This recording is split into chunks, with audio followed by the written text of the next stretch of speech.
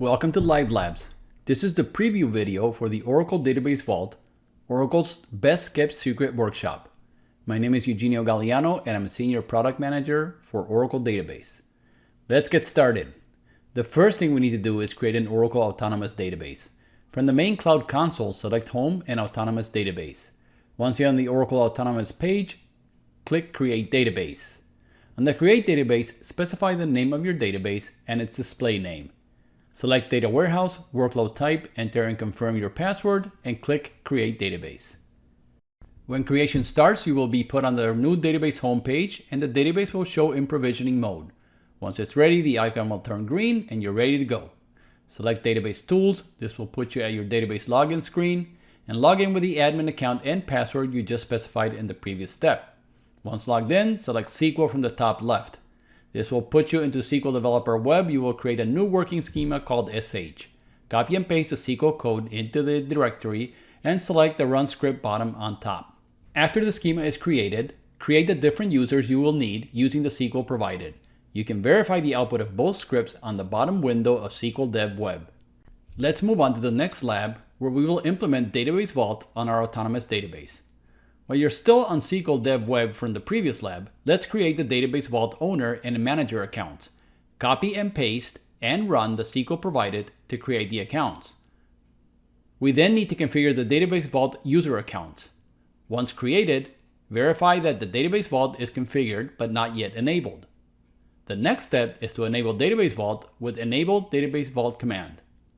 After enabling Database Vault, you need to restart the database for the changes to take effect. Go back to your database main page and select Restart in More Actions. Once the database is restarted, go back to SQL Dev Web. If you got disconnected, log back in as admin and bring up SQL Dev as described earlier. Once you're back in SQL Dev, verify that Database Vault is enabled. The status should be true. We are now going to log in as user DBA Deborah, which we previously created, and see what privileges she has and is restricted from. Go back to the main database page, select Open Database Actions, and log in as DBA Deborah. Open up SQL Dev. Once in SQL Dev, view Deborah's roles. Notice she has PDB DBA. Try to create a user as Deborah. Notice that you cannot because the Database Vault enabled the DBA role does not have authority to create a new user. If you try to alter a user, you will have the same problem. Deborah is no longer the user manager and cannot create or change a user. Next, we create a realm to secure the SH1 customers table from access from DBA Deborah and SH1 and grant access to app user only. A realm is a protected zone inside the database where database schemas, objects, and roles can be secured. To demonstrate the effects of this realm, it's important to execute the same SQL query from 3 different users before and after creating the realm. What you see here is 3 different users logging in and opening SQL in 3 different browsers, so we can have all of them running at the same time. You can do this in incognito mode in individual browsers. You may occasionally be logged off from an individual user, but just reconnect as a user if you received a user has been logged off message.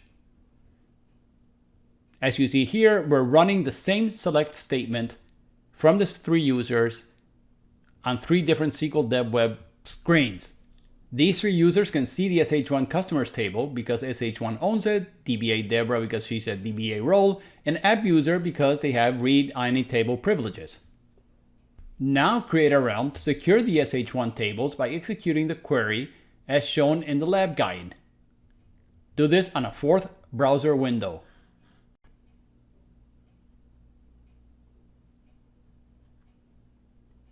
If you're not connected, reconnect and open up SQL again. You can check to make sure that there's no realms already created and that SecAdmin Owen has DB admin role, which is a security administrator role. Now the realm select SH1 is created as mandatory and enabled. Add objects to the realm to protect. Here we're protecting the customers table. Now the table customers is protected and no one can access it. Execute again the queries that you executed in the previous step from all 3 previous users, DBA Deborah, SH1, and app users. You will now notice that DBA Debra, SH1, and AppUser cannot execute the same SQL that they executed in the previous step before the realms were created and enforced. Now we go back and add an authorized user in the realm by executing the query as shown, and we re-execute the same queries that we did before. Notice that for AppUser, where we actually authorized, the query was able to execute, but for DBA Debra and SH1, it did not. You may also want to capture an audit trail of unauthorized access attempts to your realm objects. Open a SQL worksheet under the Accounts Admin ACE user and check that no audit trail logs exist. The query should return no rows. Now create the audit policy as described in the lab manual. After you're finished, re-execute the same SQL query in the 3 different SQL worksheets opened with the 3 different users as before: DBA Debra, SH1, and AppUser. Notice that DBA Debra and SH1 cannot access a customers table and will generate an audit record of their failed attempt to violate policy.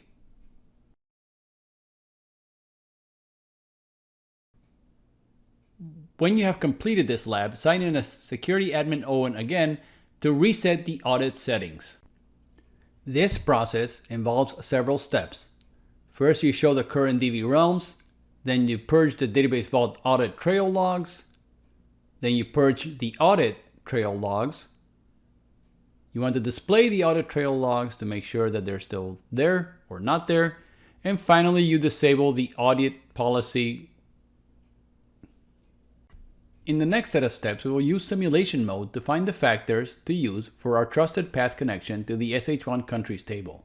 We will do that by completely disabling access to the table, but then put the realm policy into simulation mode.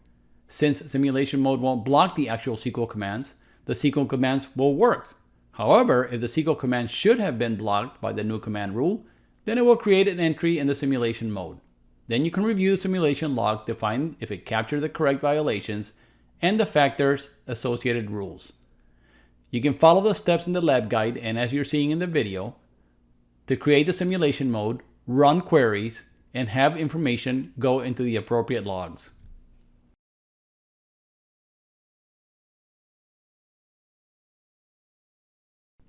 When you're done with the simulations, make sure to delete the command rule as is done in the last step of the lab guide. The last thing we want to do in this lab is to disable and drop the existing DB realm. So as Security Admin Owen, which we're still logged in as, issue the drop command for the SH1 DB realm. Of course, once you disable, you need to restart the database like we did when we enabled Database Vault. So go back to your main console and restart the database. After the database restarts and it's available, we can verify that the realm got dropped. Let's connect back as DBA Debra and open the SQL web page and issue the command to determine whether Database Vault is enabled or not. And we can confirm that the enable status is set to false.